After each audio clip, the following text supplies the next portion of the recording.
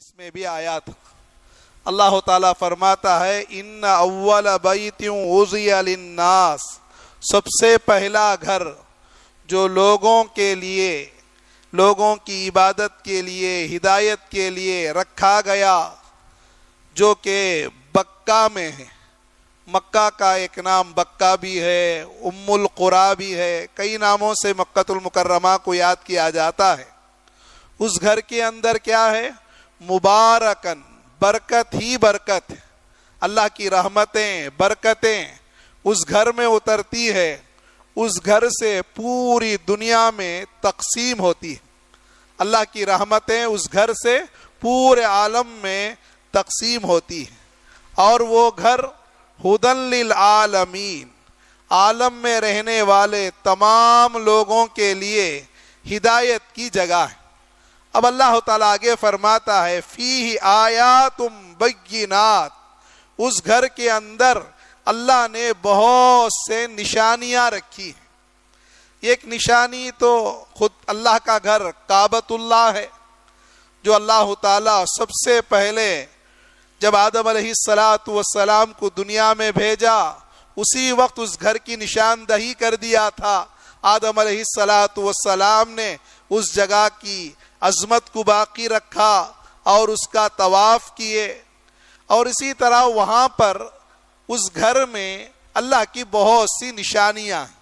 ایک نشانی حجر اسود ہے، اسی طرح مقام ابراہیم ہے۔ یہ دونوں پتھر ہیں، حجر کا معنی پتھر، اسود کا معنی کالا۔ اصل میں یہ جنت کے پتھر بہت سفید تھے، لوگوں کے گناہوں کو لیتے لیتے حدیث کے اندر ہے کہ یہ کالا ہو گیا حجر اسود۔ قیامت میں اللہ تعالیٰ اس کو زبان دے گا، اس کی آنکھیں ہوں گی، جو اس کو استلام کیا، بوسہ دیا، اللہ سے ان کی مغفرت چاہے گا۔ ایک تو حجر اسود ہے، دوسرا مقام ابراہیم۔ ابراہیم علیہ السلام کے قدموں کے نشان ہیں۔ کعبۃ اللہ تعمیر کرتے ہوئے ابراہیم علیہ السلام ایک پتھر پر کھڑے تھے، وہ بھی جنت کا پتھر تھا۔ یہ پتھر خود بخود اونچا ہوتا تھا، یعنی دیواریں اونچی ہوتی تو یہ پتھر بھی اونچا ہوتا۔ اس طرح کعبۃ اللہ کی عمارت کو تعمیر کر رہے تھے تو یہ پتھر اس میں کام دیا تھا، اور اس پتھر کے اندر ابراہیم علیہ السلام کے نشان آج تک بھی کتنے ہزار سال ہو گئے اللہ تعالیٰ نے باقی رکھا ہے۔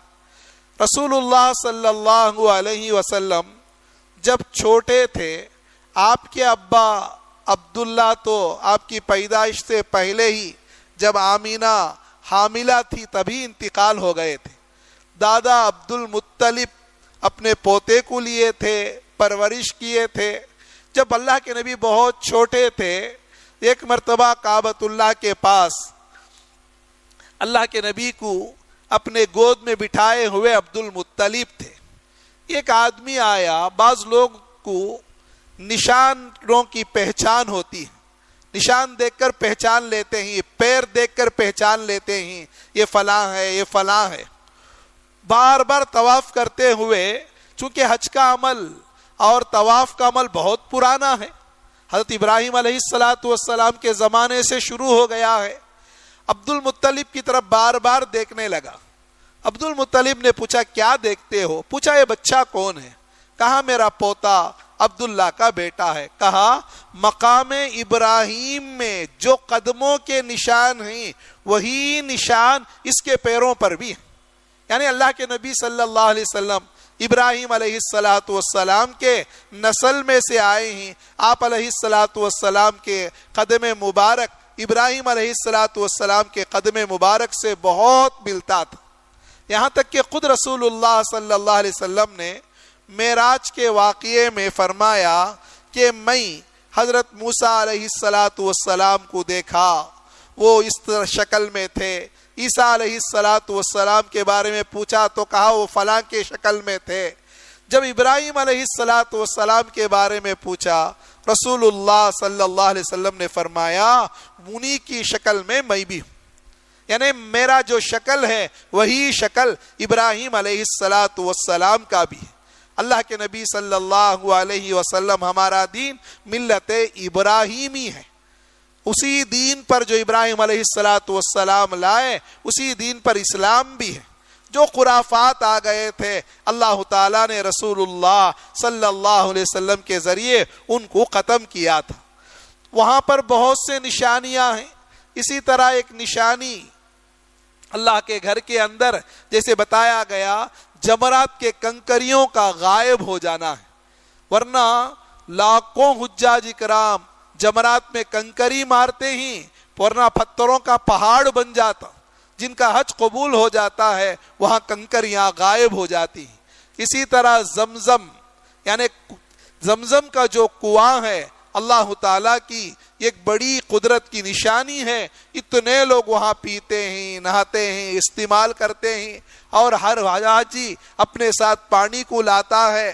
جو حضرات وہاں گئے ہیں کتنے سووں کے بلکہ ہزاروں کہہ سکتے ہیں، ہر طرف نل ہی نل ہے، صفا مروہ میں زمزم کے کنویں کے نل لگے ہوئے ہیں، مطاف کے اطراف لگے ہوئے ہیں، باہر لگے ہوئے ہیں، پھر اس کنویں سے پانی آتا رہتا ہے۔ اور اسی طرح اللہ کے گھر کا دروازہ ہے، یہ بھی اللہ کی قدرت کی نشانیوں میں سے ہے۔ یہاں پر شیبی خاندان کے ایک فرد جن کے والد کے پاس کعبۃ اللہ کی چابی ہے، ان کے بیٹے آئے تھے، میل وشارم بھی ان کا آنا ہوا تھا، بہت لمبی تقریر ہوئی تھی۔ انہوں نے فرمایا کہ بعض موقع پر ظالم لوگ کعبۃ اللہ کو کھولنا چاہے، بہت کوشش کے بعد بھی کعبۃ اللہ نہیں کھلا۔ ہمارے خاندان کا کوئی فرد بچہ بھی جا کر ہاتھ رکھتا تو کعبۃ اللہ کھل جاتا تھا۔ اصل میں اللہ کے نبی صلی اللہ علیہ وسلم جب 8 ہجری میں فتح مکہ ہوا، اللہ کے نبی صلی اللہ علیہ وسلم حضرت عثمان، یہ عثمان بن عفان نہیں ہے، دوسرے عثمان ہی شیبی خاندان کے ہیں، اللہ کے نبی صلی اللہ علیہ وسلم نے ان کو ڈھونڈا، وہ بھاگ رہے تھے، اس وقت تک ایمان میں داخل نہیں ہوئے تھے۔ آخر ان کے ہاتھ سے چابی لی اور اللہ کے نبی کھول کر کعبۃ اللہ کے اندر گئے، وہاں مورتیاں رکھی تھی، سب کو صاف کیا، پاک کیا۔ جب اللہ کے نبی باہر آئے تو حضرت علی رضی اللہ تعالیٰ، عباس رضی اللہ تعالیٰ سب چاہ رہے تھے کہ کعبۃ اللہ کی چابی ان کے حوالے کر دیں۔ اللہ کے نبی صلی اللہ علیہ وسلم نے کہا کہ عثمان کو بلاؤ۔ اس وقت تک عثمان اسلام میں داخل نہیں ہوئے تھے۔ کہا کہ یہ چابی تمہارے خاندان میں قیامت تک رہے گی، جو تم سے لے گا وہ ظالم ہوگا۔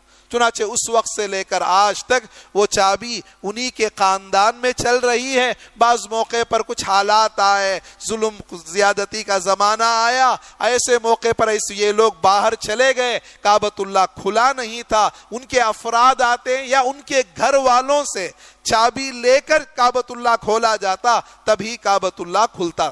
اللہ کی بے شمار وہاں پر نشانیاں ہیں۔ اسی طرح حجر اسود ہے، اور حجر اسود اور کعبۃ اللہ کے درمیان کا جو جگہ ہے بہت بابرکت جگہ ہے، جسے ملتزم کہتے ہیں، وہاں کی دعا مستجاب ہے۔ اور اسی طرح حجر اسود سے پہلے کا جو دیوار ہے اس کے درمیان 70,000 فرشتے دعا کرتے رہتے ہیں، وہاں دعا کرتے ہیں تو دعا قبول ہو جاتی ہے۔ اللہ کے نبی صلی اللہ علیہ وسلم اس جگہ یہ دعا پڑھتے تھے، ربنا آتنا فی الدنیا حسنہ وفی الآخرۃ حسنہ وقنا عذاب النار وادخلنا الجنۃ مع الابرار یا عزیز یا غفار یا رب العالمین۔ تو اس کعبۃ اللہ کے اندر بے شمار نشانیاں ہیں، بے شمار چیزیں ہیں۔ اللہ ان میں سے بعض کا تذکرہ کرتے ہوئے خاص کر مقام ابراہیم یعنی ابراہیم علیہ السلام کے قدموں کے جو نشان ہیں اس کا بھی تذکرہ کیا۔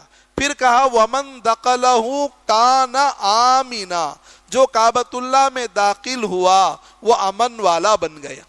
اب حج کے موقع پر کتنے لاکھ لوگ، 20 لاکھ 30 لاکھ نہ جانے کتنے لاکھ لوگ جمع ہو جاتے ہیں، اس کے باوجود کوئی جھگڑا نہیں ہوتا، ورنہ چھوٹے چھوٹے مجلس میں کتنا شور شرابہ ہو جاتا ہے۔ اور یہ جمع ہونا پورے دنیا کے لوگوں کا، صرف ایک ملک کے لوگ نہیں ہیں، یہ ایک خیال کے لوگ نہیں ہیں، مختلف زبان کے، مختلف خاندان کے، مختلف رنگ و روپ کے سارے لوگ وہاں پر جمع ہوتے ہیں۔ سب جمع ہونے کے باوجود امن ہی امن ہوتا۔ ایام جاہلیت میں بھی، اسلام سے پہلے بھی اس گھر کے اندر فساد نہیں ہوتا تھا. باپ کا قاتل بھی آ جاتا اسے قتل نہیں کیا جاتا، کسی طرح حرم سے باہر نکالا جاتا. تو اللہ تعالیٰ نے اس کی نشانیوں کا تذکرہ کرتے ہوئے فرمایا وَلِلَّهِ عَلَى النَّاسِ حِجُّ الْبَيْتِ، اللہ ہی کے لیے ہے لوگوں پر بیت اللہ کا حج کرنا. یعنی جس اسلام کے ارکان 5 چیزوں پر ہیں، ایک تو کلمہ طیبہ، دوسرا نماز، تیسرا روزہ، چوتھا زکوٰۃ، 5واں حج ہے. حج کے لیے ایک شرط لگائی گئی، من استطاع الیہ سبیلا، جو وہاں جانے کی استطاعت رکھتا ہو، کیونکہ پورے دنیا سے لوگ آنا ہے، ہمیں خود کئی ہزار کلومیٹر بن جاتا ہے، اور دنیا کے کونے کونے سے آنے والوں کے لیے اور نہ جانے کتنی پریشانی ہوگی. ہر ایک پر حج فرض ہو جاتا اور حج نہ کرتے گنہگار ہو جاتے. اور اسی طرح حج ہر سال فرض نہیں کیا گیا، بلکہ زندگی میں ایک مرتبہ فرض کیا گیا. اللہ کے نبی صلی اللہ علیہ وسلم جب حج کے مسائل بتائے تو صحابی نے کہا یا رسول اللہ کیا حج ہر سال فرض ہے؟ اللہ کے نبی خاموش رہے. پھر پوچھا. اللہ کے نبی نے کہا اگر میں ہاں کہہ دیتا حج فرض ہو جاتی، تم حج ہر سال نہ کرتے تو گنہگار ہو جاتے. جو بات میں خاموشی اختیار کروں اس میں نہ پوچھو. تو اللہ تعالیٰ یہ پوری زندگی میں ایک مرتبہ مالدار پر حج فرض کیا ہے. اس کے لیے کچھ شرائط ہیں. بالغ پر حج فرض ہے، اور اسی طرح عورت ہے تو عورت تنہا حج کو جا نہیں سکتی، یا تو وہ اپنے محرم کے ساتھ جائے گی یا کسی محرم کا خرچ اس کے اوپر ہو، یعنی خود کا خرچ بھی ہو، محرم کو لے کر جائیں اتنا خرچ ہو، تب اس پر حج فرض ہو جائے گا. کوئی پاگل ہے، دیوانہ ہے، اس پر حج فرض نہیں ہے، یا راستہ امن نہیں ہے، جیسے آج کل کورونا وغیرہ کی وجہ سے گزشتہ سال بھی حج سے عام لوگوں کو، قریبی لوگ تو کر لیے، عام لوگوں کو آنے سے روک دیا گیا، ویزا وغیرہ نہیں دیا جا رہا ہے. کوئی رکاوٹ آ جاتی ہے تو الگ مسئلہ ہے، ورنہ جس پر حج فرض ہو جائے جلد از جلد حج کرنا چاہیے. اللہ کے نبی صلی اللہ علیہ وسلم نے فرمایا جس پر حج فرض ہو جائیں وہ حج نہ کریں، وہ یہودی ہو کر مرے یا نصرانی ہو کر مرے، کوئی گارنٹی نہیں. یعنی اللہ کے نبی اتنی سخت وعید بیان کرتے ہیں. حج ایک ایسا عمل ہے، اگر حج کو جا کر آیا، اس حج کے اندر گناہ نہیں کیا، بے حیائی کا کوئی عمل نہیں کیا، اس طرح لوٹ کر آتا ہے گویا کہ اس کی ماں نے اسے ابھی جنا ہے. ولدتہ امہ، اس کی ماں نے اس کو اسی دن جنا ہے. جس طرح معصوم بچہ ہوتا ہے، گناہوں سے پاک ہوتا ہے، اس طرح پاک ہو کر آتا ہے. حج اللہ کے گھر کو جانا آدمی مال کی وجہ سے نہیں کرتا. ہمارے حضرت قاری امیر حسن صاحب رحمت اللہ علیہ بار بار کہتے تھے کہ حج مال کی وجہ سے نہیں ہوتا، اللہ جسے بلاتا ہے وہ پہنچتا ہے. اللہ بلاتا ہے، پکاتی بنا کر بھی بلا لیتا ہے، ڈرائیور بنا کر بھی بلا لیتا ہے. کتنے لوگ کسی بہانے سے گئے، یا بعض لوگ کام کے لیے عرب کو گئے، حج کر کے آ گئے، عمرہ کر کے آ گئے، اللہ کے گھر کی دیدار ہو گئی. اگر نصیب میں حج نہ ہو، مغل بادشاہوں میں سے کسی کو حج کی توفیق نہیں ہوگی. بعض نیک اچھے بادشاہ بھی گزرے، ان کے خرچے سے ان کے زمانے میں ہزاروں لوگ حج کو جا کر آ گئے، لیکن ان کو جانے کا موقع نہیں ملا، بلکہ اللہ نے ان کے ذمے حج مقدر نہیں کیا تھا، وہ جا کر نہیں آئے تھے. ایک آدمی حج کو گیا، وہاں پر ایک ڈرائیور سے ملا، کہا کہ کب سے تم یہاں پر ہو؟ کہا کہ میں 15 یا 20 سال سے ہوں. تم تو بہت خوش نصیب ہو، ہر سال حج کرتے ہوگے، ہر سال یہ. اس نے کہا اب تک میں کعبۃ اللہ نہیں دیکھا. وہیں مکے میں ہے، مسلمان ہے، توفیق کے بغیر کچھ نہیں ہوتا. توفیق ہو جائے اللہ تعالیٰ کسی نہ کسی طرح اللہ تعالیٰ اپنے گھر پہ بلا لیتا ہے. لیکن جن پر حج فرض ہو جائے وہ حج کی تیاری نہ کریں تو ان پر لازم گنہگار ہو جائیں گے. ایک ہے حج کا انکار کرنا، آگے آ رہا ہے ومن کفرا، جو حج کا انکار کرے گا وہ بہت بڑا گنہگار ہوگا. حج کی فرضیت کا انکار کرنے سے کافر ہو جائے گا. حج کی فرضیت کو نہیں مانتا ہے، حج فرض وغیرہ نہیں ہے تو ایمان ہی چلا جائے گا. حج کی فرضیت کا انکار نہیں کرتا ہے لیکن کاہلی سستی کی وجہ سے یا کسی دنیائی مشغلے کی وجہ سے حج نہیں کیا ہے، اسی حالت میں موت آ گئی تو گنہگار ہے۔ حج اگرچہ زندگی میں ایک مرتبہ فرض ہے، لیکن موت کب آئے گی معلوم نہیں، موت کب آئے گی معلوم نہیں ہے۔ اس لیے جب بھی مہلت ملے، موقع ملے، جلد از جلد حج کو جانا ہے۔ حج کے لیے بعض لوگ رکاوٹ یہ سمجھتے ہیں کہ گھر بننے کے بعد حج کو جاؤں گا یا بیٹی کی شادی کرنے کے بعد جاؤں گا، یہ سب شریعت میں عذر قابل قبول نہیں ہے۔ جس کسی کے پاس اتنا پیسہ ہو کہ وہ یہاں سے مکۃ المکرمہ کو پہنچ سکے، وہاں سے یہاں تک آ سکے، یعنی ہوائی جہاز کا خرچ ہو، اور اسی طرح جا کر آنے تک وہاں رہتے ہوئے کھانے کا خرچ اس کے پاس ہو، جا کر آنے تک اس کے ماتحت جو لوگ ہیں، یعنی اس کی بیوی بچے جو بھی اس کے ماتحت میں رہتے ہوں، ان کا خرچ وغیرہ کا انتظام کر سکتا ہے۔ اگر کسی کے پاس اتنا مال ہے تو اس پر حج فرض ہو جاتا ہے۔ آج کل کے حساب سے تقریباً 2 لاکھ 2.5 لاکھ میں حج کمیٹی وغیرہ سے حج ہو جاتا ہے۔ اگر قرض وغیرہ سے بچ کر ضرورت سے زائد اتنا مال ہے، ان پر حج فرض ہو جائے گا۔ خاص کر عورتوں پر جلد حج فرض ہو جائے گا، چونکہ ان کے پاس زیورات ہوتے ہیں۔ زیورات بعض کے پاس، اب تو آج کل تو عام ہو گیا 40 سورن 50 سورن بعض لوگ بھیک مانگ مانگ کر لے لیتے ہیں، لیکن عورتوں پر حج فرض ہو جائے گا، کیونکہ وہ زیور فروخت کریں گے تو وہ عورت بھی حج کر سکتی ہے، اپنے محرم یا شوہر کو بھی ساتھ لے کر جا سکتی ہے۔ اتنا مال اس زیور کے اندر ہوتا ہے تو اس عورت پر حج فرض ہو جائے گا۔ عورت تنہا جا نہیں سکتی، اگر اس کا کوئی محرم کون ہے؟ باپ ہے، ماموں ہے، چچا ہے، بھانجا ہے، بھتیجا ہے، خیر بیٹا ہے، جو بھی کوئی محرم جا رہا ہے تو اس کے ساتھ جائے گی، یا کسی محرم کو ساتھ لے کر جائے گی، یا اپنے شوہر کو لے کر جائیں، سب سے بہتر اچھا ہے، تو عورت پر حج فرض ہو جائے گا۔ حج فرض ہو کر حج نہ کرنا بہت بڑا گناہ ہے، خاص کر اپنے مستورات کی خاص فکر کریں۔ حج کی 3 قسمیں ہیں، حج افراد، حج تمتع، حج قران۔ حج افراد کا معنی صرف حج کر کے آنے کو حج افراد کہتے ہیں۔ یہاں سے کعبۃ اللہ کو پہنچا، حج کر دیا، حج کر کے آ گیا، یا مدینہ منورہ جا کر زیارت کر کے آ گیا، حج کر کے آ گیا، صرف حج کر کے آ گیا، اس کا نام حج افراد ہے۔ دوسرا ہے حج تمتع، یہاں سے تو نکلا عمرہ کا احرام باندھ کر نکلا۔ الحمدللہ ہمارے علاقے میں جو بھی لوگ جاتے ہیں، دور سے جو بھی آتے ہیں، وہ اکثر حج تمتع ہی کرتے ہیں، اسی میں سہولت ہوتی ہے۔ عمرہ کا احرام باندھ کر کعبۃ اللہ کو پہنچتے ہیں، عمرہ کرنے کے بعد احرام کھول لیتے ہیں، احرام کھل جاتا ہے۔ اس کے بعد جب حج کے دن آتے ہیں، پھر حج کا احرام باندھتے ہیں، یا حج کے دن زیادہ دن باقی ہے تو عمرہ پر عمرہ کئی عمرہ کرتے ہیں، پھر حج کے ایام میں حج کرتے ہیں، درمیان میں فائدہ بھی اٹھا رہے ہیں، اس لیے اسے تمتع، فائدہ اٹھانا کہتے ہیں۔ ایک ہے حج قران۔ اللہ کے نبی صلی اللہ علیہ وسلم عمرہ تو 4 کیے ہیں، لیکن اللہ کے نبی اپنی زندگی میں حج 1 ہی کیے ہیں۔ اللہ کے نبی کو موقع ہی اتنا ہی ملا ہے۔ 9 ذی الحجہ میں حج کی فرضیت ہوئی، حج فرض ہوا۔ 10 ذی الحجہ میں اللہ کے نبی صلی اللہ علیہ وسلم حج کو گئے۔ 11 ذی الحجہ حج سے آ کر 3 مہینے کے بعد ذی الحجہ میں آئے، محرم، صفر، ربیع الاول کے مہینے میں اللہ کے پیارے ہو گئے تھے۔ اللہ کے نبی صلی اللہ علیہ وسلم کو بار بار حج کرنے کا موقع ملا ہی نہیں ہے، کیونکہ حج کی فرضیت 9 ذی الحجہ میں ہوئی ہے۔ تو اللہ کے نبی صلی اللہ علیہ وسلم جو یہ 1 حج کیے ہیں وہ قران کیے ہیں۔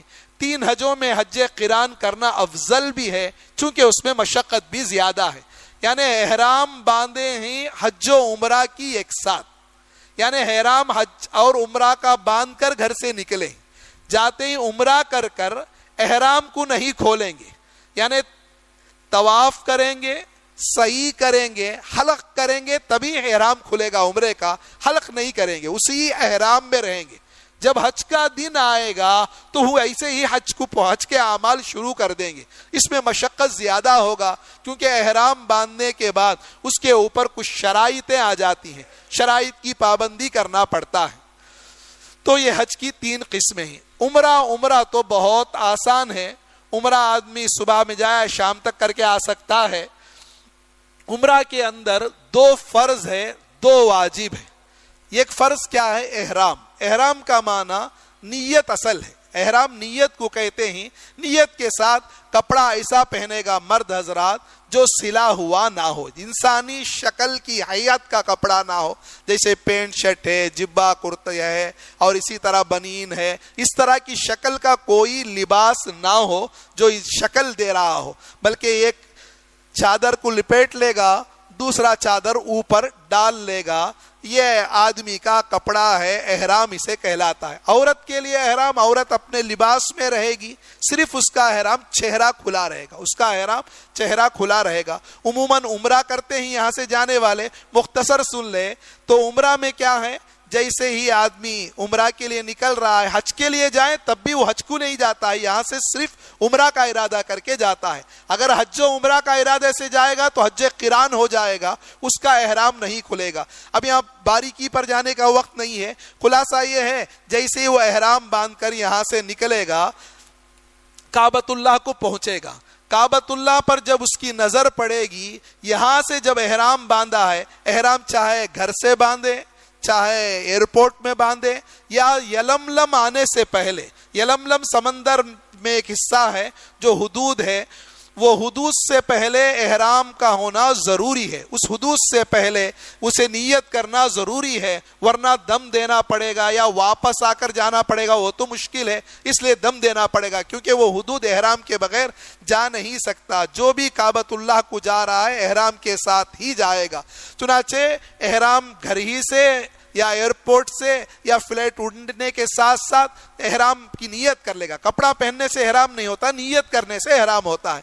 جیسے ہی نیت کر لے گا، تلبیہ پڑے گا، لبیک اللہم لبیک، لبیک لا شریک لک لبیک، ان الحمد والنعمت لک والملک لا شریک لک۔ اب احرام میں آ گیا، کعبۃ اللہ کو پہنچے گا، جیسے ہی کعبۃ اللہ پر نظر پڑے گی، دعا مستجاب ہے، دعا کرے گا، مطاف میں پہنچ کر چند کام کرے گا۔ یہ جو احرام کا کپڑا ہے اسے استباع کرے گا۔ مرد حضرات اپنا دایاں کھندا کھلا رکھیں گے، وہ کپڑے کو بائیں کھندے پر ڈال لے گا، اور اسی طرح کعبۃ اللہ کو دیکھ کر اللہ اکبر کوئی بڑائی کا لفظ کو کہے گا اور نیت کرے گا، اے اللہ 7 چکروں کے ساتھ میں کعبۃ اللہ کا طواف کرتا ہوں، قبول فرما، آسان فرما۔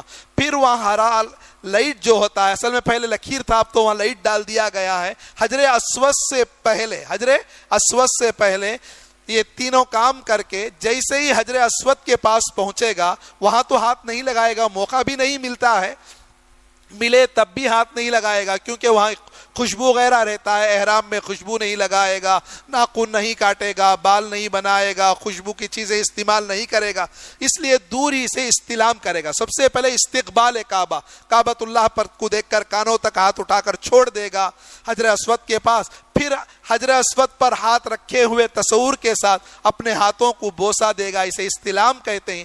حجر اسود سے حتیم کو ملا کر طواف کرتے ہوئے جیسے ہی حجر اسود کے پاس پہنچے گا، یہ ایک چکر پورا ہوگا، پھر استلام کرے گا۔ یہ ایک چکر پر ہوگا تو 2 استلام، 2 بوسہ ہوگا۔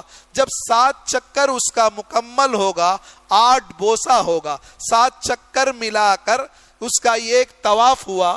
پھر مقام ابراہیم جو کعبۃ اللہ ہی میں حجر اسود اور کعبہ کے دروازے کے قریب میں ہے، اس کے پیچھے جہاں بھی موقع ملے، بلکہ پورے مطاف میں، پورے حرم کے اندر کہیں بھی نماز پڑھ سکتا ہے، 2 رکعت طواف کی واجب نماز پڑھے گا۔ اس کے بعد صفا مروہ کو جائے گا، سب سے پہلے صفا میں جائے گا، صفا سے مروہ پر پہنچے تو ایک چکر ہوگا۔ یہاں حجر اسود سے حجر اسود آئے گا تو ایک چکر ہے، یہاں اس طرح نہیں ہے، صفا سے مروہ ایک ہے، مروہ سے صفا ایک ہے۔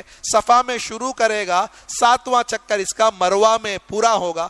درمیان میں میلین اخضرین، وہ ہرا لائٹ وہاں پر بھی ہے، مرد حضرات وہاں تیزی سے جائیں گے۔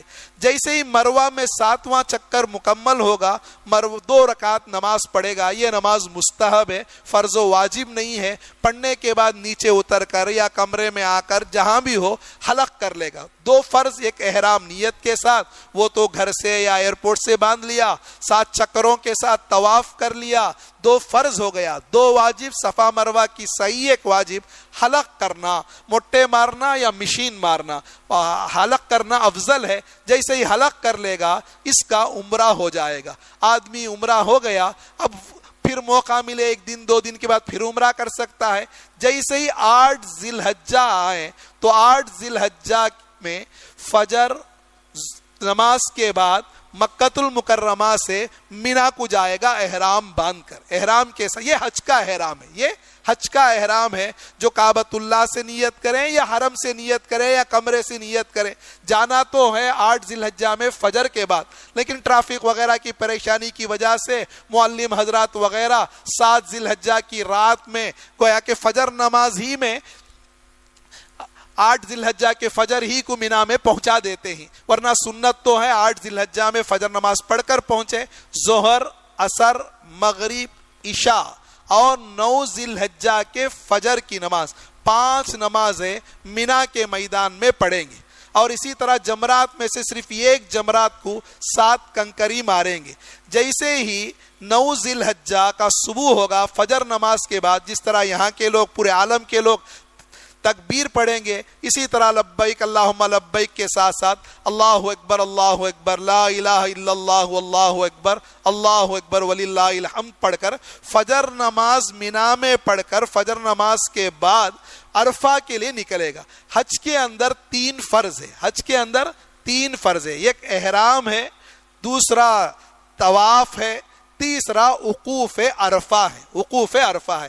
اب احرام تو باندھ کر نکل گیا، مکے سے یا حرم سے باندھ کر نکلا ہے، اب دوسرا طواف زیارت، وہ 10 ذی الحجہ 11 12 اسے 3 دن کے اندر رخصت ہے، وہاں پر ادا کرے گا۔ اب جا رہا ہے وقوف عرفہ کے لیے، جو حج کا اہم فرض ہے وہ اسی دن اور رات میں ہوگا۔ اللہ نہ کرے اگر کسی کا چھوٹ گیا وہ احرام ہی میں باقی رہے گا، اگلے سال ہی پھر حج کر کے وہ احرام سے نکل سکتا ہے۔ کئی مسائل آ جائیں گے، عرفہ کے میدان میں گئے بغیر حج مکمل نہیں ہوگا۔ چنانچہ 9 ذی الحجہ میں ظہر کی نماز سے پہلے عرفہ کے میدان میں پہنچ جائے گا، زوال سے لے کر غروب آفتاب تک اس میدان میں رہنا واجب ہے، اور تھوڑی دیر کے لیے قدم رکھنا پہنچنا فرض ہے، لیکن یہ پورا وقت زوال سے غروب آفتاب تک رہنا واجب ہے۔ وہاں کوئی عمل نہیں سوائے دعا، استغفار، رونے دھونے کے۔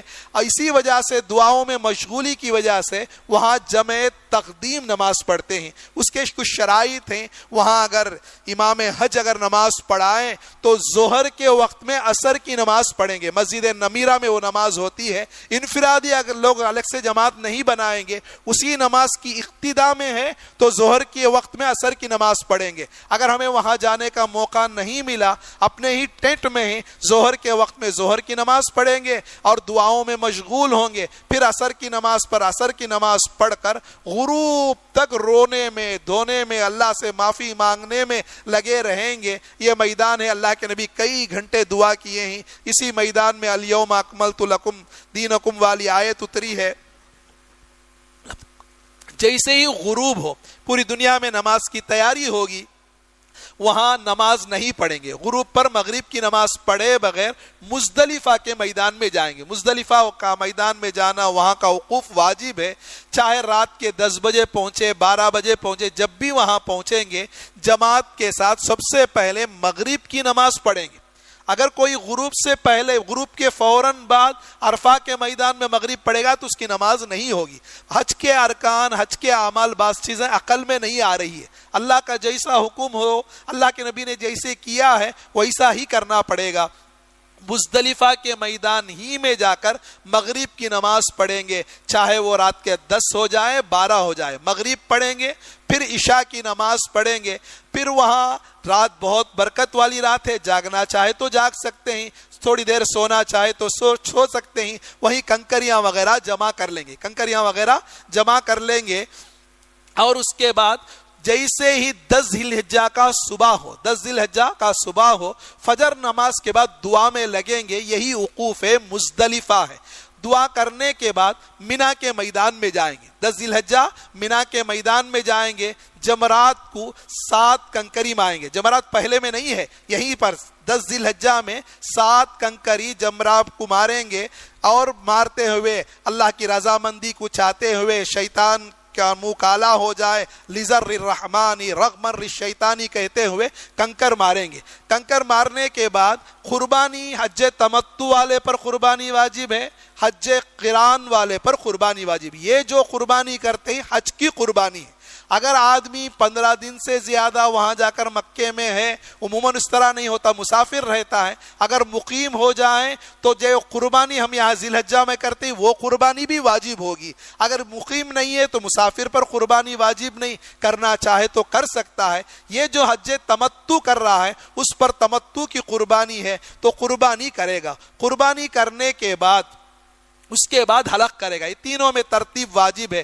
پہلے 7 کنکری 10 ذی الحجہ میں مارے گا, اس کے بعد قربانی کرے گا, قربانی کرنے کے بعد حلق کرے گا. اور 10 ذی الحجہ میں موقع مل جائے کعبۃ اللہ میں جا کر حج کا تیسرا فرض ہے جسے ہم طواف زیارت کہتے ہیں, طواف زیارت بھی کرے گا. اگر پہلا دن موقع نہیں تو دوسرا دن, تیسرا دن, 10, 11, 12 کے دن غروب سے پہلے تک طواف کے اندر گنجائش ہے, جب موقع ملے طواف کر سکتا ہے. لیکن ان راتوں کو مینا میں گزارے گا. اگر مکۃ المکرمہ کو حج زیارت کے لیے گیا ہو, حج زیارت کرنے کے نہیں طواف زیارت کے لیے گیا ہو, طواف زیارت کرنے کے بعد پھر 11 ذی الحجہ کو کعبۃ اللہ آ جائے گا, یعنی مینا کے میدان کو آ جائے گا کعبۃ اللہ سے. مینا کے میدان میں کیا عمل کرے گا؟ تینوں شیطان کو 7 کنکری مارے گا. 10 ذی الحجہ میں صرف 7 کنکری مارنا ہے, 11 ذی الحجہ میں تینوں جمرات میں 7 کنکری مارنا ہے.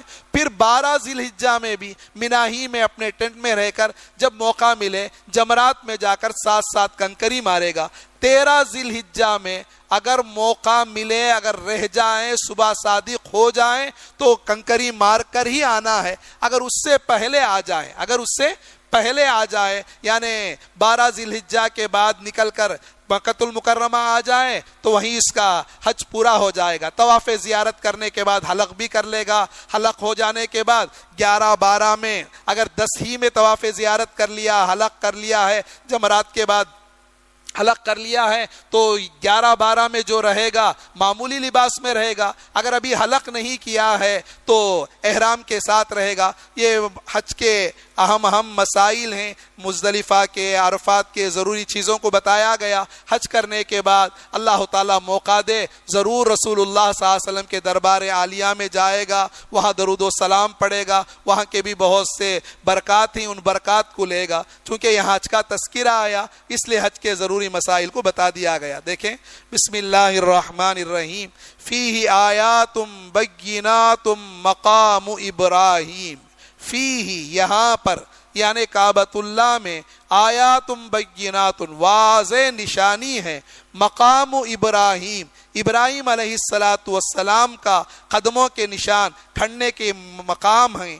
ومن دخلہ کان آمنا, جو داخل ہو گیا وہاں یعنی مکہ میں, کعبہ میں, حرم میں, وہ امن والا ہو گیا. وللہ اللہ ہی کے لیے, الناسی لوگوں پر, حج البیت بیت اللہ کا حج ہے, من استطاع الیہ سبیلا جو وہاں تک پہنچنے کا راستہ رکھتا ہو یعنی استطاعت رکھتا ہو.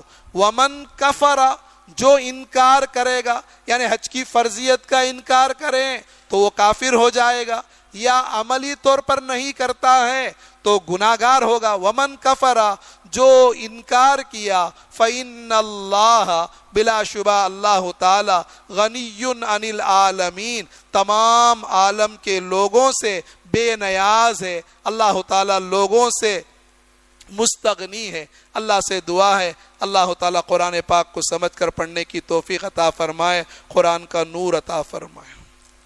الحمدللہ رب العالمین.